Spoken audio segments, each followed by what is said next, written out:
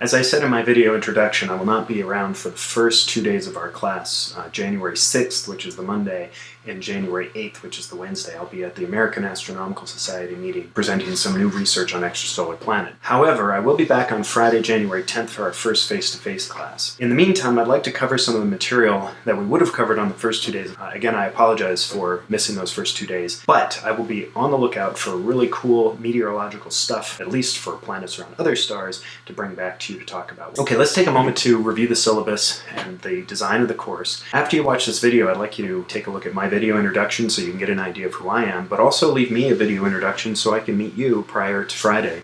So meteorology is the study of the weather and the climate of the Earth. The most important thing about the weather is how it impacts us as a society because we pay attention to it quite a bit. You're all very good at making observations about the weather, and what we hope to do in this course is to give you some of the skills to take those observations and turn them into the ability to predict your own weather and understand how the weather systems work day to day. My main goal for any scientific course is for you to develop some skills in scientific inquiry, in particular by using the climate system as a guide. We also want you to get an understanding of how the atmosphere functions on the Earth and how it interacts with other parts of the Earth. And we also want you to understand how the study of meteorology impacts human endeavors. Now, this is all part of a larger goals that are in place for general science courses. If you'd like to take a look at what those general education learning goals are, I put a link to it in the website. And now for your assignments. I have a course pack that's available at the bookstore. You can also download it from Canvas, which has the assignments that we will be doing both in and outside of class. We'll be working on some of the assignments in class and a lot of the assignments outside of class. They include a weather log, analysis of local and regional weather patterns. We'll be using the New York Times weather to do that. Due at the beginning of class on their due date, which is listed in the course syllabus. We do accept late assignments, but the score drops 20% for each day late. Another component of this course is a weather journal. Now, this is something that we're observing the world, and so we want to be able to keep track of those observations. So I'm going to have you keep a weather journal, and the format of that and the grading for that will be found in your course materials.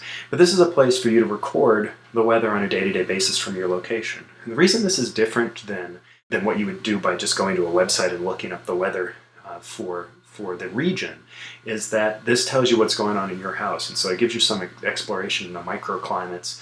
It also gives you a place to reflect upon what's happening in the weather. Is this weather typical? Is it atypical? Is it something you've seen before? Is this a new experience? Is it an exciting blizzard? So we'll be keeping a weather journal, and that weather journal will be a notebook that you keep because it's easy to just open it up and jot down a few lines.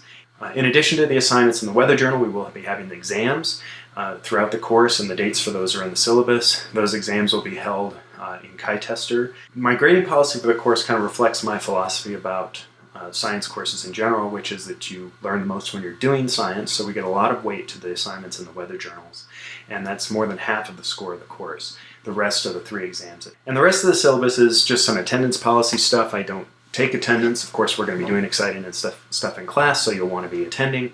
I do want to point out up front, though, that we do have some expectations and responsibilities on both sides. This is a quantitative course. There will be some mathematics involved. Your expectation of me is that I should be able to help you. And my expectation of you is that you just try your best on everything that we do. The description of expectations and responsibilities here gives you an idea of what we expect of each other. I've got my standard blurb in here about academic integrity. We will be doing some group work. You have to make sure that you can draw the line between collaborative work and cheating. So I would say, when in doubt, make sure you give credit where credit is due. We have an emergency closure policy. If campus is closed, certainly do not attend class. If you feel it's too dangerous to travel to class, then don't do it.